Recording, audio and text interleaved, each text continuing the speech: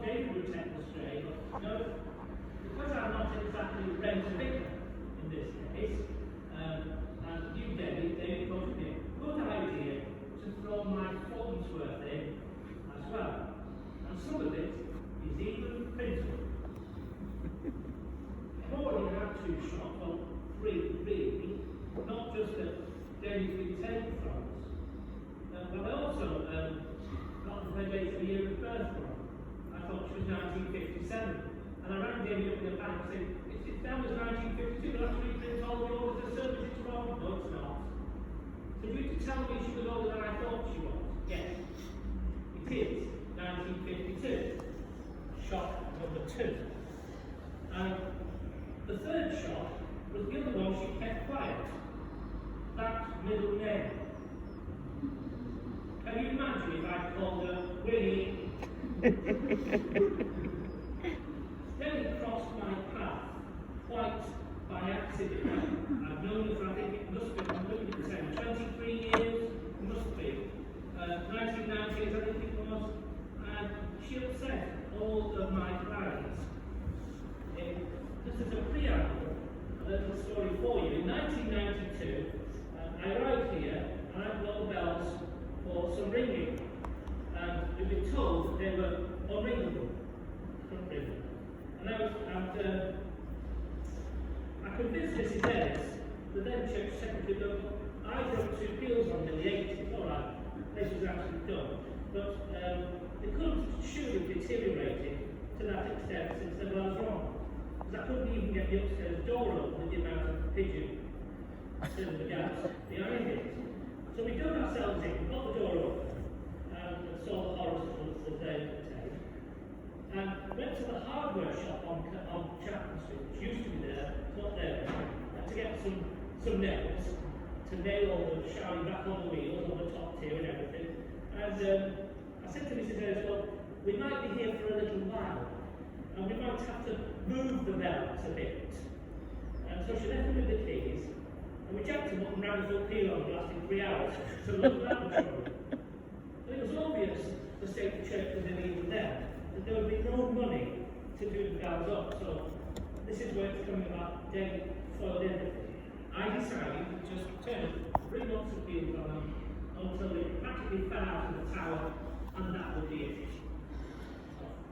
Fast forward to 1998, and I get a call to say there's this woman interested in learning to ring. Because she'd seen it in the newspaper that ringers were wanted for the millennium. And that rained on my parade, or peed on my bonfire, whatever phrase you like. I had a face I could drop by and just say, I passed her on the back. The pastor on the Terry, well, he could deal with her. Never even met her. Spoke to her on the phone, that was it. So I passed on to Terry, to Montreal, and to Farfield, to give us some lessons.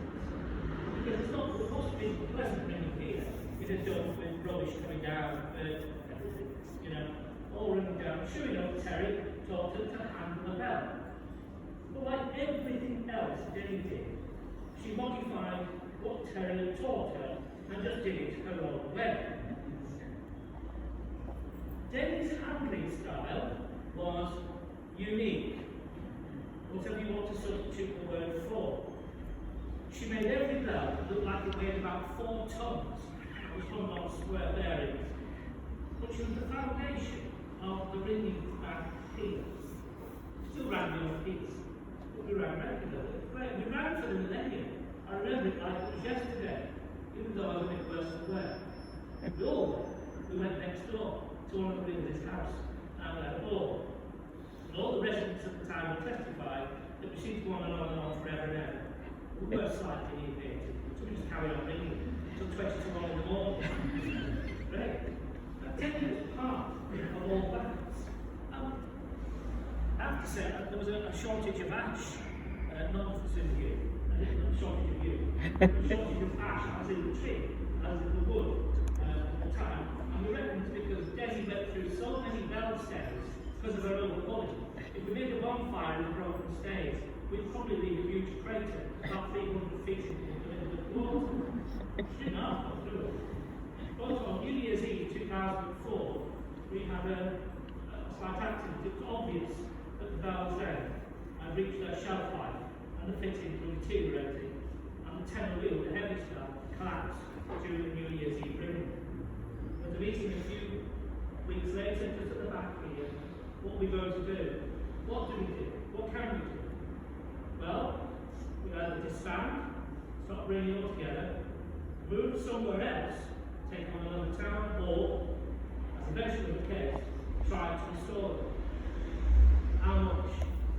Oh, if you say it quickly, it doesn't sound quite so bad. 26 grand. It sounds a bit ridiculous. That's the cost of the rehab. And we bit our lips, and we said we'd go for it. It was Denni, in her own individual way, who raised a lot of the money. She even got the wagon and horses to give us their draw money. I think, if I'm not mistaken, it was 358 quid. That to us was gold. Oh. She wrote to this grandma, that grandma, she had a huge list of them all, writing letter after letter after letter to try and just bum a few hundred quid off of anybody. But then she wrote to Manchester Airport Community Check. And you've never seen excitement like it, where she received £5,000 out of her. I think a lot of the grant-making bodies gave her money just to get her to go away. She must have pestered her that much. But that night, it was practically, you remember this at the back, she was practically dancing around, and you couldn't stop her. It was absolutely amazing. The joy was amazing. Look, we were crying. We had some pub afterwards. I got it too. £5 grand on top of everything else that she was crying for. Great. But I've got to be into that kind of thing, being a parish priest and have listed buildings and so on. It's not easy. She absolutely flogged us. I don't know how she did it. But she did. And by 2006, the bells were done. And that was no small way to do with what Denni had done. We've had many announcements to all sorts of places. Booze would usually feature somewhere, as well as bells. There was never usually a dull moment when Denni was about. There could be awkward moments, of course. You know what Denni was like. And if she disapproved, there was the look. One year, practice night clashed with Halloween. Denni came upstairs bringing in a witch's hat and a huge long bent nose. You can imagine when I said to her, well, that's an improvement. Always entering into the spirit of things, and occasionally, now and then, she would wind us up, including me at our nation when she did the thing and said, "The force be with you." For Denni's birthday, to thank her for what she'd done, we randomly got Rutland surprise at 10 to 8. And I thought then she was only 51, because Denni and I have the same birth date, not the same year, right? The same birthday, 12th of September. It's mine and hers. So it was a good night. It was good for me as well. Denni also managed to get us all to take out a membership of the Golden Heritage Trail. Such was her love of the area and its history. Well, she'll get money out of you somehow. And then there was her involvement here at Brookfield. And it would have been a source of joy to Denni to hear the ringing today, sad though it is. Just a little thing for you, which only dawned on me this week. But this year is the 150th anniversary of the first pin on the original 1871 ring that they took out in 1930. We can't do anything about it. We can't do anything because of the restrictions and the limits on ringing. But, so I think it might be appropriate, if we can, to maybe ring one on the 12th of September. Yes. Okay. So remember her, and no doubt avail with the wait afterwards, as usual. So I'm going to let David take over now, and I'll have stolen any of your thunder. I'm all ears.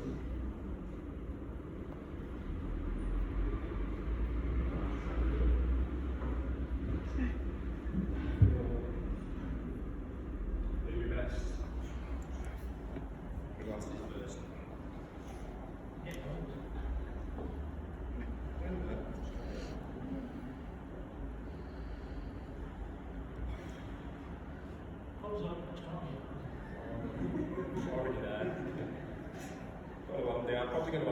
this. It's far too long. And it was John Craven on Country File that got her onto reading in the Millennium.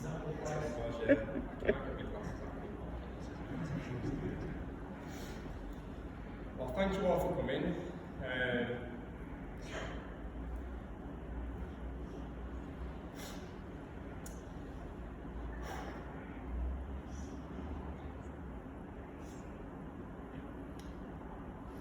I know some of you have travelled a long way here today. It's very much appreciated by all of us. I wrote this looking out into my garden.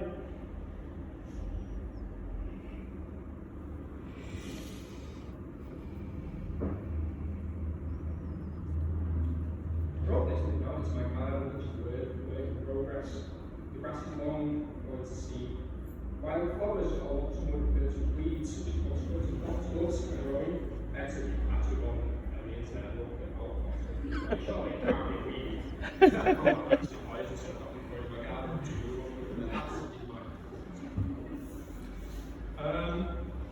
There were 3 sparrows or stodges, as no one called them, bathing in a dust sort of mound of soil and clay, which I'd dug from a hole in the corner.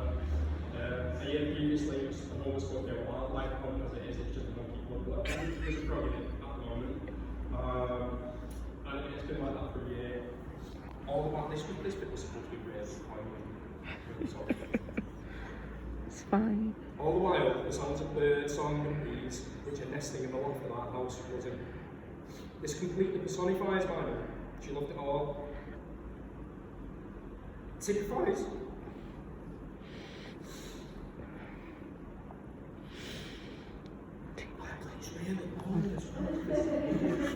It typifies. Just take it back. She loved nature. She loved how it could make something beautiful. She loved how perfection could found in the imperfect. My mum, Denise, or Denni, as she was commonly affectionately known, was born in Manchester, something that she was extremely proud of on the 12th of September 1952. To her mum, Winifred, and Norman. Yeah, she's going to kill me, mate. When Winifred she kept it a secret all her life. Yeah, she hated it. She had 2 older brothers, Brian and Ash. And there are 2 sides to every story, but Mum would tell us that her brothers were typical older brothers and did the things that older brothers would stereotypically do to a younger sister. Although when speaking to Ash, his recollection of my mum as being a good fighter who used to knock out all the kids on the street makes it sound like she probably gave as good as she got. There's nothing like having an older brother or 2 to toughen you up. Ash described my mum as an all-round good egg, and he said that they had good fun when they knocked around together when they were nippers. Mum was always a night owl, and Ash rightly mentioned that she wasn't the happiest person in the mornings. He reminisced how she chased him out of the house one time like a lunatic when he ruffled her hair as he was on the way out to work. I can vouch for the legendary rage of Denni. When she was angry, he definitely knew about it. Mum was also known as Denni Bit. When she was young, due to the small amounts of food she would request at meal times, when asked if she would like some particular food, she would reply, a bit, hence the name. This habit was something that my mum had throughout her entire life, only ever eating small amounts of proper food. Although when it came to dessert, it was a completely different story. As a diabetic, Mum had an outrageous addiction to anything sweet. Puddings, cakes, sweets and chocolate was something that she would partake in with vigour. When it came to sweet stuff, Mum was definitely not Denni Bit. Mum attended Gorton Primary School as a child before moving into Ardwick Technical High School, or Ardwick Tech, where she developed a love of English literature and history, which she continued to be passionate about for the rest of her life. Mum was a great consumer of books, especially anything to do with magic, ghosts, and anything otherworldly. She loved The Lord of the Rings, the Harry Potter series, as well as the Alan Garner books such as Elidor and The Weirdstone of Brisingamen, to name a few. Many of our holidays and day trips had a cultural or historical educational to them. Mum attended Hope Hall soon after a very young age. Mum attended Hope Hall Sunday School from a very young age, and it was there that she met her great and lifelong friend Sandra, or Gang, as she is affectionately known. Gang, who had originally been known as Ganga, now this is on the authority of my mum, Gang. So, originally known as Ganga, due to how one of the children she worked with being unable to pronounce her name. She quickly had to have her name shortened to Gang, however, during the trip to Holland. It was realised very early on that walking the streets of Amsterdam shouting "Ganger" was less than prudent. It was while at Hope Hall that Mum went on many camping holidays to Scotland. These trips appear to be the precursor to some of the wilder camping adventures my mum and Gang would later have, such as the trip to Morocco in a Land Rover, where they had to sell all their equipment to buy fuel to get home. The guides had to negotiate with officials to let them home safely, and the CEO of who owned the company they went with was arrested for embezzlement. Talking with Gang has helped fill some of the blanks that my mum left. Mum was very guarded and quite secretive about her early life. She told me, looking back on our teenage years, we were perhaps a little reckless, but came to no serious harm or caused any harm to anyone. Having said that, we must have been a worry to our parents on occasions. She then went on to tell me how her and her mum once sneaked out from my grandma's house at midnight to queue for tickets to see The Who. I only regret finding out these things now as opposed to when I was 13. I also got up to a number of less than sensible things when I was younger, but I keep thinking about how far I probably could have pushed my luck with this knowledge. My mum was obviously a lot more calculating than I can give her credit for. As mentioned, my mum was extremely proud of where she came from. She was a proud Gortonian. She was an important and integral part of Gorton Rushcart, helping with the planning, fundraising and brush cutting leading up to Rushcart weekend, and often taking holidays from work to help with the building of the Rushcart itself. She was involved with and a real champion of the Gorton Morris men, and was heavily involved with many of the things that went on in and around this very church. During the Gorton 100 celebrations, which commemorated the centenary of Gorton in part of Manchester, my mum devoted massive amounts of time and energy interviewing local residents and completed large amounts of research in order to create the Bay of Peacock exhibition at the back of the church.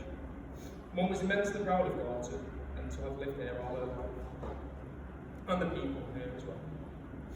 Mum was a massive Manchester City fan, and for many years was a season ticket holder at Main Road and then what is now the Etihad Stadium. Mum supporting Manchester City was representative of how she was with her family and friends. No matter how bad things got, she would always stick by you, and with her support, things would turn out well in the end. Mum did not come from Greater Manchester, she was from Lancashire. When planning the order of service, the one that you've got in your hands right now, it had a white rose on it. I explained to the funeral director that my mum would return to Horbury if we were to leave the white rose of Yorkshire on it. When I was pregnant with my eldest Neve, and just a few weeks away from her due date, we went on a trip to York, and my mum said to us, "Do not give birth to that child in Yorkshire. If you start with contractions whilst away, jump straight in the car and get over the border." The helicopter. Throughout life, Mum had an affinity with the working classes, the downtrodden, or both historically and presently, which is why up until her death she gave to various charities, even when she was on her uppers, as she would say, when she was hard on herself. Much of the folk music that she liked to listen to reflected this solidarity that she felt. Mum was a kind and sensitive person, demonstrated by her love of animals. She always made sure that her birds were fed and loved watching them on the feeders from her kitchen window. All of her pet dogs were either found abandoned, tied to railings on canal towpaths, from the dog's home, or retired from racing. The fact that all the dogs had tough starts in their lives made her love them even more, and she did love them. When working at the RAC, Mum would constantly be in trouble for being too attentive to customers who had broken down, as this meant her calls would take too long. I don't think she ever listened or took any notice, she just carried on being nice to people. Whilst looking through Mum's things recently, I found a memo from when my mum was working at British Rail. It was from someone that she'd called in London requesting a particular document. She'd been so polite and courteous that they had taken the time to get in touch, simply to say, "Thanks for being so nice." I'll never forget finding Cadbury's cream eggs secreted in my wash bag when I went on Easter Scout camps. Although she did it every year, it was a surprise at the time. It was always the small, simple gestures that meant the most, and she had a knack of nailing them. As I mentioned earlier, Mum was a true nature lover.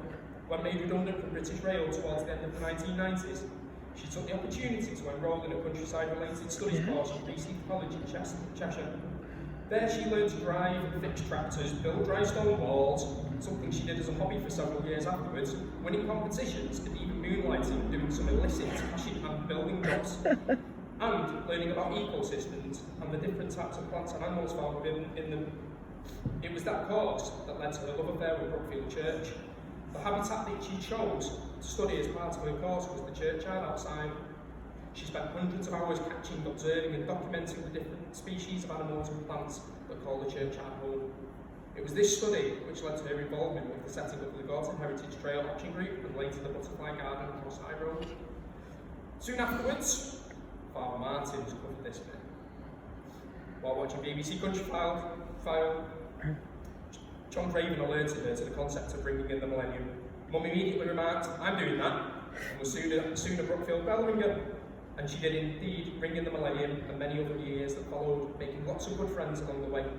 She was later instrumental in securing much of the money that went towards the restoration of the bells that you've heard ringing today.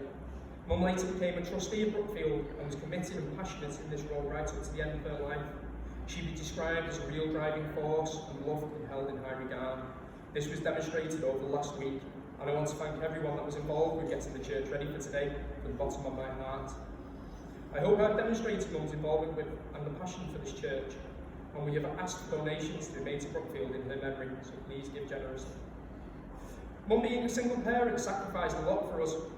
She gave up work and volunteered at school to be close to Jonathan and myself. She helped by running the school library and assisting in class. She was a school governor, part of the Parents and Teacher Association, and was always involved with school fairs to raise money for school funds. Things were often tough as we weren't exactly wealthy, but we never went without. Although Mum would say, "Right, we're on an economy drive," we always ate good, nutritious home-cooked food, and she always found the money to send us on school trips, although I sensed that no amount of money would be too much for a few days of peace.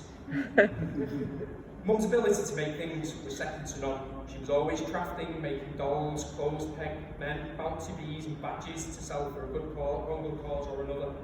The amount of amazing homemade fancy dress costumes she made was incredible.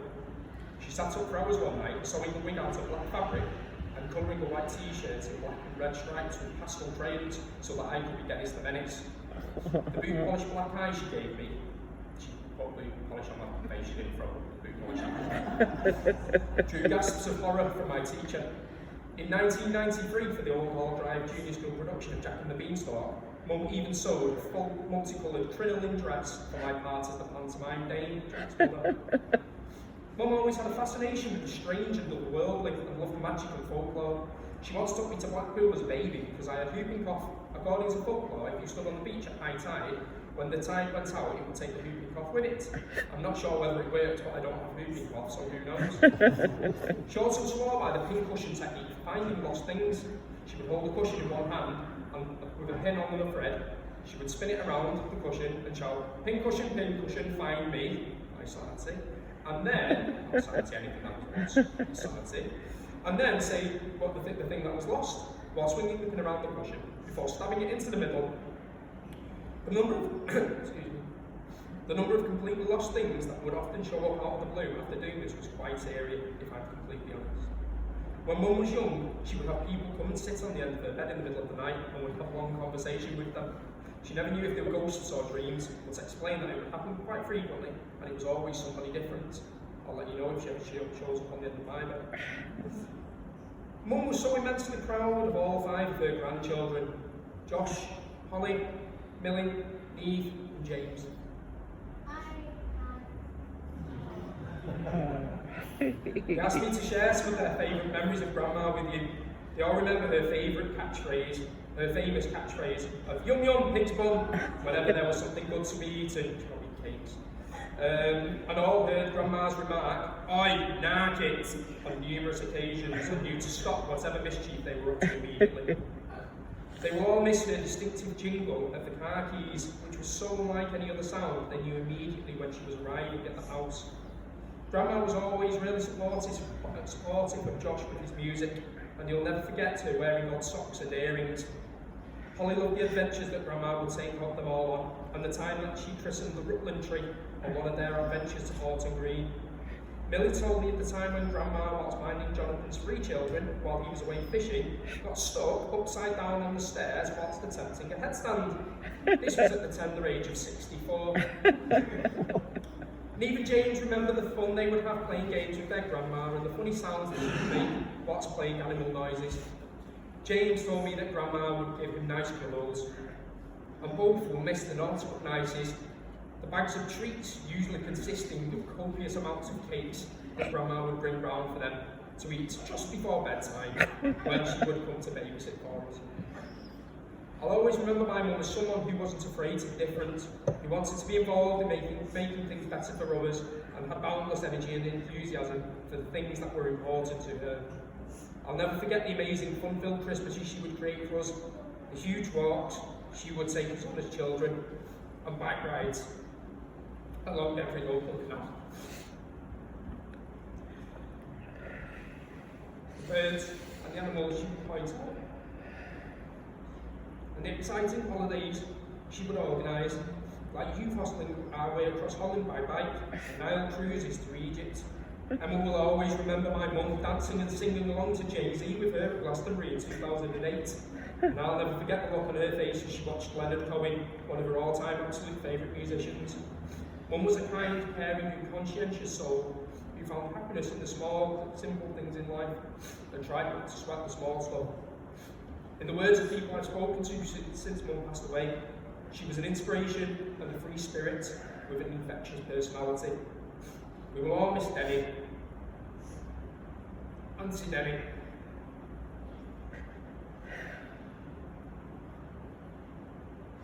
Grandma.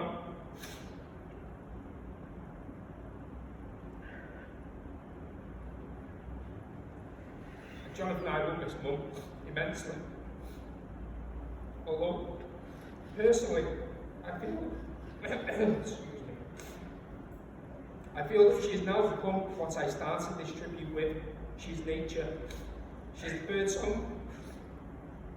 She's the butterflies, meandering and swirling.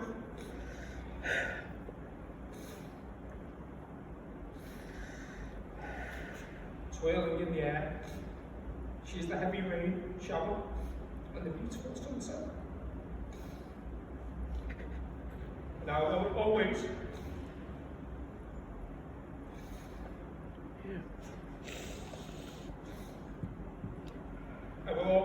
feel that she's close by whenever I experience any of these.